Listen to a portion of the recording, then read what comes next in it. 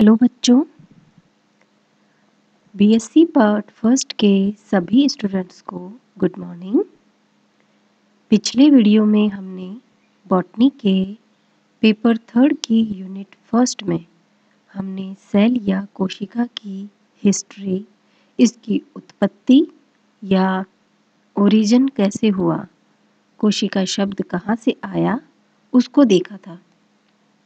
आज हम इस वीडियो में सेल से संबंधित कुछ बेसिक जानकारी व प्रोटोप्लाज्म यानी कि जीव द्रव्य के बारे में कुछ जानकारी को देखेंगे कि व्हाट इज प्रोटोप्लाज्म या जीव द्रव्य, जिसे कि आगे कैसे समझाया गया है। तो जीव द्रव्य क्या है, प्रोटोप्लाज्म या जीव द्रव्य क्या है, प्रोटोप्लाज्म थ्योरी क्या है, उसको आज हम देखेंगे। तो सबसे पहले जो साइंटिस्ट थे एंटोनी वॉन ल्यूवेनहॉक, उन्होंने विभिन्न प्रकार की सजीव कोशिकाओं को स्टडी करा। उसके बाद उन्होंने ध्यान से देखा तो उनको कोशिका में कुछ द्रव्य पदार्थ नज़र आया। तो उस द्रव्य पदार्थ को उन्होंने देखा। फिर उसके बाद जो साइंटिस्ट थे एम.जे. श्लीडन, इस पदार्थ को उन्होंने सेल सैप या कोशिका का जूस या रस या स्लाइम बताया कि ये क्या है, कि कोशिका में पाया जाने वाला कोई रस है। पर वो नाम अभी तक भी उन्होंने कुछ दिया नहीं था और वो समझ भी नहीं पाए थे कि वो क्या है। तो ये नाम उन्होंने दिया। फिर उसके बाद जो साइंटिस्ट आए वो थे एफ डुजार्डिन।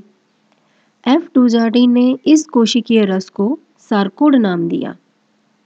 पादप कोशिकाओं में भी सार्कोड समान द्रव्य पदार्थ की उपस्थिति हुगो वॉन मोल ने 1846 में बताई। यानी प्लांट सेल में जो द्रव्य पाया जाता है वो ह्यूगो वॉन मोल ने बताया। उसके बाद आए 1840 में जे.ई. पुरकिंजे, तो इस द्रव्य पदार्थ को उन्होंने प्रोटोप्लाज्म नाम दिया। तब जाके ये प्रोटोप्लाज्म शब्द की उत्पत्ति हुई।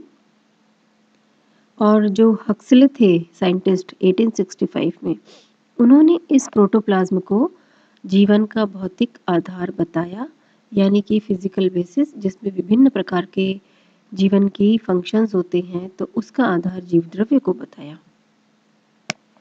फिर ओ हर्टविग जो साइंटिस्ट थे, उन्होंने 1892 में जीव द्रव्य सिद्धांत यानी कि प्रोटोप्लाज्म थ्योरी दी, उन्होंने प्रतिपादित की। अब ये प्रोटोप्लाज्म थ्योरी क्या है? उसके अनुसार प्रत्येक कोशिका में स्थित जीवद्रव्य कोशिका झिल्ली द्वारा परिबद्ध रहती है। इसमें एक या एक से अधिक केंद्रक निलंबित रहते हैं। कोशिका में होने वाली समस्त उपापचयी क्रियाएं जीवद्रव्य द्वारा संपादित होती है। सजीवों में होने वाली समस्त क्रियाएं जैसे गति, पोषण, श्वसन, उत्सर्जन, वृद्धि, उपापचय, उत्तेजनशीलता, प्रजनन एवं वंशागति का मुख्य आधार जीव द्रव्य है।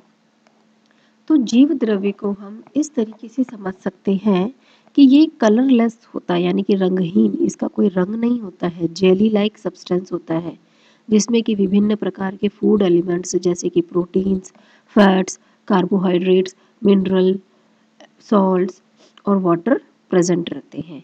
और ये सब जो क्या है, ये एक फंडामेंटल लिविंग सब्सटेंस है सेल की। अगर ये नहीं होगा तो कोई भी कोशिका जीवित नहीं है। किसी भी जीवित कोशिका को हम कब जीवित कोशिका या लिविंग सेल या सजीव कोशिका कह सकते हैं? जिसमें प्रोटोप्लाज्म पाया जाता हो या जीव द्रव्य हो, वही सजीव कोशिका है। प्रोटोप्लाज्म क्या है? वो एक बिल्डिंग मटेरियल है, यानी कि शरीर के निर्माण के लिए कोई भी बॉडी, चाहे एनिमल हो चाहे प्लांट हो, उसका बिल्डिंग मटेरियल है। और इसमें विभिन्न प्रकार के जो कोशिकांग भी पाए जाते हैं, जो कि अपनी जो लिविंग थिंग्स है उसका फिजिकल बेसिस है।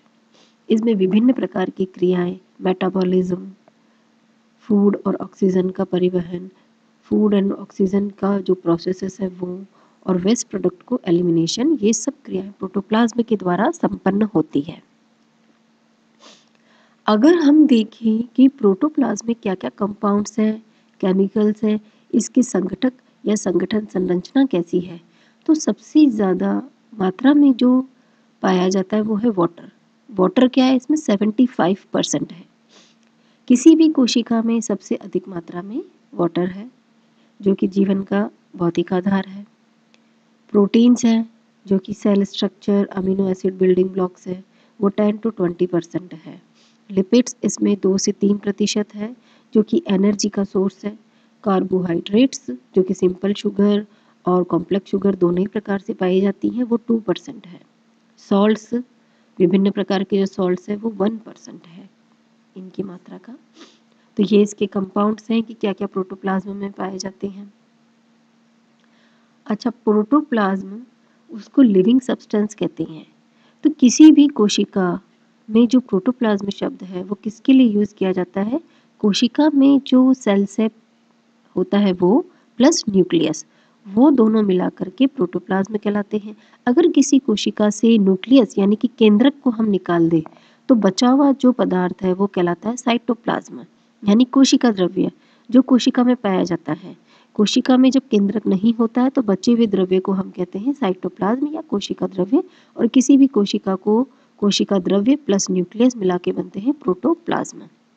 तो किसी भी जीवित कोशिका के लिए न्यूक्लियस बहुत ज़रूरी है। न्यूक्लियस और साइटोप्लाज्म मिलकर के कोशिका के प्रोटोप्लाज्म कहलाता है। अब जो न्यूक्लियोप्लाज्म हम किसको कहते हैं? न्यूक्लियस में पाए जाने वाले, कि जब न्यूक्लियस में या न्यूक्लियर सैप को हम न्यूक्लियोप्लाज्म कहते हैं। The protoplasm that constitutes the nucleus of a cell. किसी भी कोशिका में कोई जो न्यूक्लियस है उसके द्रव्य को हम न्यूक्लियोप्लाज्म या केंद्रक द्रव्य कहते हैं। अब इसके डिविजन्स क्या हैं, यानी कि हम प्रोटोप्लाज्म को कैसे विभाजित कर सकते हैं? एक तो न्यूक्लियोप्लाज्म और एक मेन जो है न्यूक्लियोप्लाज्म और साइटोप्लाज्म में। मोटे रूप से हम प्रोटोप्लाज्म को 2 भागों में बांट सकते हैं। न्यूक्लियोप्लाज्म यानी कि न्यूक्लियर सेप जो न्यूक्लियस में पाया जाता है, उसमें क्या रहता है? डीएनए और न्यूक्लियोलस। डीएनए का नाम आपने बहुत सुना होगा, सभी परिचित होंगे डीएनए से, डीऑक्सीराइबोस न्यूक्लिक एसिड। और न्यूक्लियोलस यानी केंद्रिका जो कि प्रोटीन सिंथेसिस के लिए जिम्मेदार है। तो ये नाम आपने अच्छी तरह से सुने होंगे, समझे होंगे। तो न्यूक्लियोप्लाज्म में डीएनए और न्यूक्लियस पाया जाएगा, और साइटोप्लाज्म जो कि कोशिका का है, केंद्रक के अलावा जो द्रव्य कोशिका में पाया जाता है उसको साइटोप्लाज्म या कोशिका द्रव्य कहते हैं। जो कि साइटोप्लाज्म जो कि न्यूक्लियस को चारों ओर से घेरे रहता है, और मेन इनका जो फंक्शन है वो एब्जॉर्प्शन, सिक्रीशन, ये सब इनके मेन फंक्शन है। प्रोटोप्लाज्म के हम फंक्शंस देखें कि क्या क्या प्रॉपर्टीज़ है, क्यों जरूरी है प्रोटोप्लाज्म। शरीर की इरिटेबिलिटी या संचनशीलता, उद्दीपन के लिए जिम्मेदार है। Conductivity, contractility and mobility, metabolism के लिए, ग्रोथ के लिए, रिप्रोडक्शन यानी माइटोसिस एंड मियोसिस, एब्जॉर्प्शन या किसी भी अवशोषण के लिए, सिक्रीशन, एक्सक्रीशन, रेस्पिरेशन। तो ये जो क्रियाएं हैं इनके लिए ये प्रॉपर्टीज है प्रोटोप्लाज्म की, ये क्रियाएं जो है प्रोटोप्लाज्म के द्वारा संपादित होती है। ये क्रियाएं क्या है? इरिटेबिलिटी यानी उत्तेजनशीलता, किसी भी एनवायरनमेंट में किसी भी स्टिमुलस या उद्दीपन के प्रति जो प्रतिक्रिया होती है वो इरिटेबिलिटी कहलाती है, जो कि प्रोटोप्लाज्म करता है कि बाहर से हमें किसी भी कोशिका को कुछ भी उद्दीपन मिला तो वो उत्तेजनशील हो जाता है। कंडक्टिविटी यानी कि कोई भी प्रभाव है या उद्दीपन है एक कोशिका से दूसरी कोशिका में पहुंचाने का काम भी प्रोटोप्लाज्म के द्वारा ही संपन्न होता है। कॉन्ट्रैक्टिबिलिटी एंड मोबिलिटी यानी ability to shorten its length in response to a stimulus. कोशिका को अगर किसी भी प्रकार का कोई स्टिमुलस मिले या कोई उद्दीपन मिलता है या वो किसी भी प्रकार से अपने आप को क्या करती है, तो जीवद्रव्य क्या करता है, अपनी जो लेंथ है या साइज है उसको छोटा या बड़ा कर सकता है, संकुचित हो सकता है या फैल भी सकता है। मेटाबॉलिज्म हम सब समझते हैं, उपापचयी क्रियाएं होती हैं जिसमें कि विभिन्न प्रकार की एनर्जी रिलीज होती हैं किसी भी ग्रोथ एंड रिपेयर के लिए, जैसे कैटाबॉलिज्म, एनाबॉलिज्म। कैटाबॉलिज्म क्या है कि breakdown of complex compounds into simple molecules, और एनाबॉलिज्म इसका उल्टा है। जब सिंपल मॉलिक्यूल से कॉम्प्लेक्स कंपाउंड्स की स्ट्रक्चर होती है, बनती है, तो हम उसको कैटाबॉलिज्म कहते हैं। तो ये दोनों क्रियाएं मेटाबॉलिज्म के अंतर्गत आती हैं, जो कि जीवद्रव्य के द्वारा ही संपन्न होती है, जो कि कोशिका में पाया जाता है। उसके बाद ग्रोथ किस तरीके से करता है, ये जीवद्रव्य किस प्रकार से सहायक है ग्रोथ में, कि कोई भी कोशिका, चाहे जंतु कोशिका हो या पादप कोशिका हो, वो अपनी साइज में इंक्रीज करती है, वॉल्यूम को इंक्रीज करती है। जैसे कि माइटोसिस है, माइटोसिस के द्वारा किसी भी मल्टी सेलुलर ऑर्गेनिजम्स में ग्रोथ संपन्न होती है। रिप्रोडक्शन, रिप्रोडक्शन में माइटोसिस और मियोसिस दोनों ही सहायक हैं, जिसमें कोशिका एक से दूसरी में या डॉटर सेल्स में अपनी ही आइडेंटिकल और डॉटर सेल्स में विभाजित होती है रिप्रोडक्शन के द्वारा, तो उसमें ये सहायक है। एब्जॉर्प्शन, यानी कि एब्जॉर्प्शन दो तरीके से होता है बच्चों, एक तो है पिनोसाइटोसिस और एक है फैगोसाइटोसिस। पिनोसाइटोसिस यानी कि सेल रिंकिंग हम इसको शब्द दे रहे हैं, जब किसी लिक्विड मैटर को सेल अपने अंदर समाहित करती है, एब्जॉर्ब करती है, अवशोषित करती है, तो वो प्रक्रिया क्या कहलाती है, पिनोसाइटोसिस। फैगोसाइटोसिस, जब किसी सॉलिड पदार्थ को कोशिका अपने अंदर एब्जॉर्ब करती है, तो वो क्रिया फैगोसाइटोसिस कहलाता है। तो ये सारी जो प्रक्रियाएं हैं जो जीवद्रव्य द्वारा संपन्न होती है। फिर है सिक्रीशन, यानी कि स्रवण।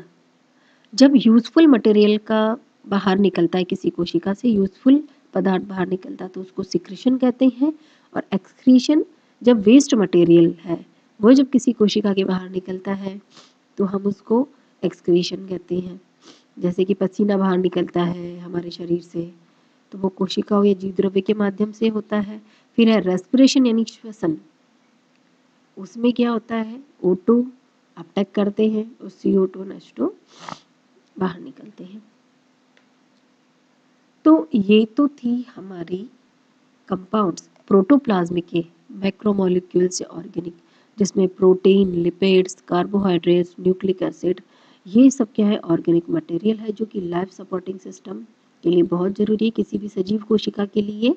तो अगर जीव द्रव्य नहीं है किसी भी कोशिका में, तो वो जीवित कोशिका नहीं है, वो डेड सेल है। तो हमने अब देखा है कि प्रोटोप्लाज्म। अब हम देखते हैं कि सेल स्ट्रक्चर, कि प्रोटोप्लाज्म सेल में किस तरीके से स्ट्रक्चर्ड रहता है, समाहित रहता है। कोशिका की संरचना को हम देखेंगे। कोशिका मोटे रूप में 3 चीजों से मिलकर बनी होती है, साइटोप्लाज्म यानी कोशिका द्रव्य, न्यूक्लियस और ऑर्गेनल्स। ऑर्गेनल्स यानी कोशिका अंगक, ये नाम आपने सब अब तक सुने होंगे। कोशिका द्रव्य, केंद्रक, सेल ऑर्गेनल्स। तो साइटोप्लाज्म और न्यूक्लियस मिलकर कहलाते हैं प्रोटोप्लाज्म, और कोशिका अंगक सेल ऑर्गेनल्स, जिनको हम देखेंगे कि ये क्या होते हैं, किस तरीके से सेल में। तो हम सभी जानते हैं कि कोशिका किसी भी जीवित पदार्थ की सूक्ष्मतम संरचनात्मक एवं प्रकार्य इकाई है, चाहे वो जीव एक कोशिकीय हो या बहुकोशिकीय हो। एक कोशिकीय हो या बहुकोशिकीय, जैसे एक कोशिकीय हो जैसे जीवाणु, माइकोप्लाज्मा, अमीबा, युग्लिना, क्लेमाइडोमोनास, ईस्ट, या बहुकोशिकीय जैसे विभिन्न प्रकार के उच्च पादप या जंतु कोशिका, जैसे कि हम डायग्राम में देख सकते हैं, इस प्रकार की ये कोशिका होती है। सभी जीवों की इस महत्वपूर्ण इकाई में जीवित पदार्थ द्रव्य साइटोप्लाज्म तथा एक या अधिक केंद्रक लाइपोप्रोटीन से बनी अर्धपारगम्य झिल्ली द्वारा घिरे रहते हैं। इस अत्यंत जटिल रासायनिक संगठन वाले जीवित पदार्थ को जीवद्रव्य कहते हैं, प्रोटोप्लाज्म कहते हैं। जैसा कि हम देख ही चुके हैं अब तक, कोशिका द्रव्य में विशेष कोशिकांग यानी कि सेल ऑर्गेनल्स, जो कि कोशिका की क्रिया करने के लिए संपन्न रहते हैं, जैसे कि माइटोकॉन्ड्रिया, क्लोरोप्लास्ट या हरित लवक, राइबोसोम्स, अंतःप्रद्रवी जालिका यानी कि एंडोप्लाज्मिक रेटिकुलम, गोल्जी बॉडीज या गोल्जिकाएं आदि पाए जाते हैं, जिनमें कोशिकाओं को जीवित रखने के लिए विशेष जैविक क्रियाएं संपन्न होती है। कोशिका के केंद्रक में उपस्थित संरचनाएं क्रोमोसोम्स में आनुवंशिक पदार्थ DNA पाया जाता है, जो कि जीन के रूप में कोशिका में होने वाले विभिन्न क्रियाओं का नियमन करता है। सभी कोशिकाओं में स्वतंत्र रूप से जनन या पुनरुत्पादन करने की क्षमता भी पाई जाती है। पृथ्वी पर पाए जाने वाले समस्त जीवों को हम दो भागों में विभाजित कर सकते हैं।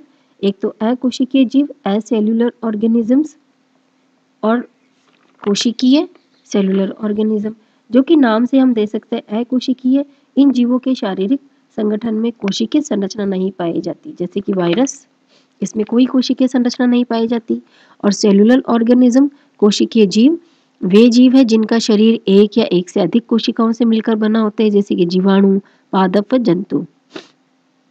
और सभी कोशिकीय जीवों को उनमें पाए जाने वाले कोशिकीय संगठन के आधार पर दो समूह में बांटा गया है, एक तो प्रोकैरियोटिक और एक यूकैरियोट्स।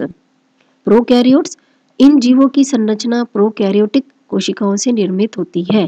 प्रोकैरियोटिक कोशिकीय यानी कि प्रो मतलब प्रिमिटिव या आद्य या पुराना, और कैरियन न्यूक्लियस के लिए यूज किया जाता है शब्द। तो प्रोकैरियोटिक रचना आद्य या अपूर्ण होती है क्योंकि इनमें केंद्रक कला न्यूक्लियर मेम्ब्रेन नहीं होती है। आनुवंशिक पदार्थ या न्यूक्लियोड कोशिका द्रव्य में पाया जाता है। इसका जो केंद्रक है उसको हम न्यूक्लियस नहीं कहते हैं, न्यूक्लियोइड कहते हैं। कोशिका के अन्य कोशिकांग सेल ऑर्गेनल्स सुविकसित और झिल्लियाबद्ध नहीं होते हैं। राइबोसोम्स होते हैं लेकिन बाकी कोई ऑर्गेनल्स इसमें नहीं पाए जाते हैं। प्रोकैरियोट्स में एक कोशिकीय जीव जैसे जीवाणु, नीले हरे शैवाल, ब्लू ग्रीन एल्गी, क्लॉक्जी जीवाणु, माइकोप्लाज्मा तथा कुछ बहुकोशिकीय जीव जैसे कि एक्टिनोबैक्टीरिया, मिक्सोबैक्टीरिया इनमें पाए जाते हैं। दूसरी कोशिका किस प्रकार की है? यूकैरियोट्स। इन जीवों की संरचना यूकैरियोटिक कोशिकाओं या यूकैरियोटिक सेल्स द्वारा निर्मित होती है। यूकैरियोटिक कोशिकाओं, यू का जो मतलब है वेल, ट्रू, सच्चा, कैरियन, न्यूक्लियस। कैरियन शब्द न्यूक्लियस के लिए यूज किया जाता है। इसमें सुस्पष्ट व विकसित केंद्रक पाया जाता है। केंद्रक दोहरी झिल्ली से घिरा रहता है।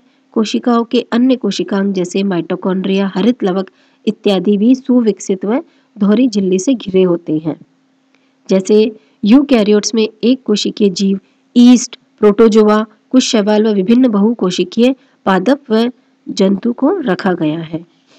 तो आने वाले वीडियोस में हम इनके डिटेल्ड स्ट्रक्चर को देखेंगे कि what is prokaryotic cell and what is eukaryotic cell. तो ये अभी केवल बेसिक जानकारी दी गई है आपको कि सेल्स जो है दो प्रकार की होती है। अब हम इसकी आकृति या सेल के शेप को समझेंगे कि शेप, स्ट्रक्चर एंड शेप किस तरीके से होती है, और एनिमल सेल और प्लांट सेल में क्या क्या अंतर होता है। जो एनिमल सेल है वो कंपैरेटिवली अगर हम देखें कि प्लांट और एनिमल सेल को, तो एनिमल सेल जो है प्लांट सेल से थोड़ी सी कंपैरेटिव स्मॉल होती है, जबकि प्लांट सेल जनरली लार्ज होती है साइज में। और एनिमल सेल में जो सेल वॉल है वो एब्सेंट है। कोशिका भित्ति जो बाहर, कोशिका भित्ति से नीचे अंदर की ओर क्या रहती है? कोशिका झिल्ली, वो इसमें पाई जाती है।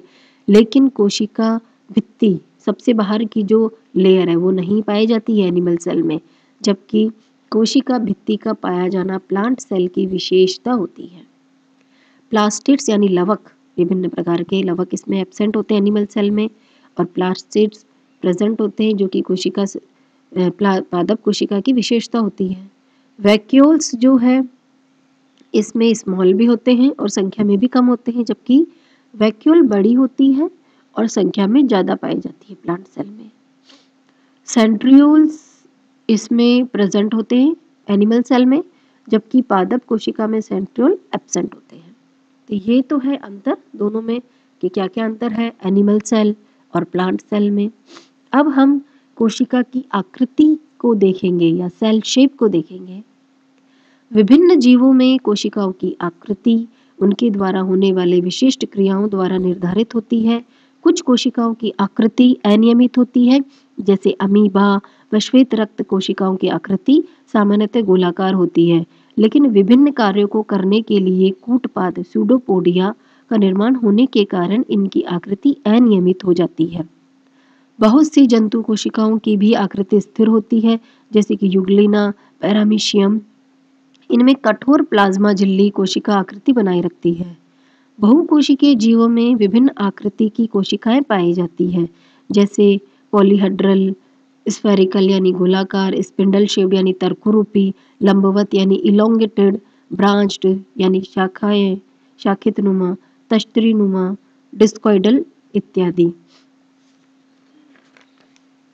अब कोशिका का साइज क्या है? अब हम कोशिका के साइज को देखेंगे कि कुछ पादप व जंतु कोशिकाएं आकार में बड़ी होती हैं।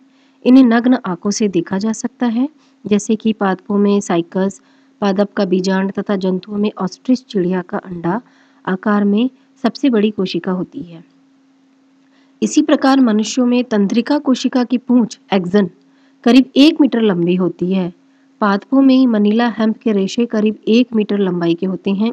एक कोशिकीय शैवाल एसिटाबुलेरिया की कोशिका की ऊंचाई 10 सेंटीमीटर होती है, लेकिन कुछ कोशिकाएं इतनी छोटी होती हैं कि उन्हें केवल सूक्ष्मदर्शी द्वारा ही देखा जा सकता है और इनका व्यास जो है 1 मिलीमीटर से भी कम होता है।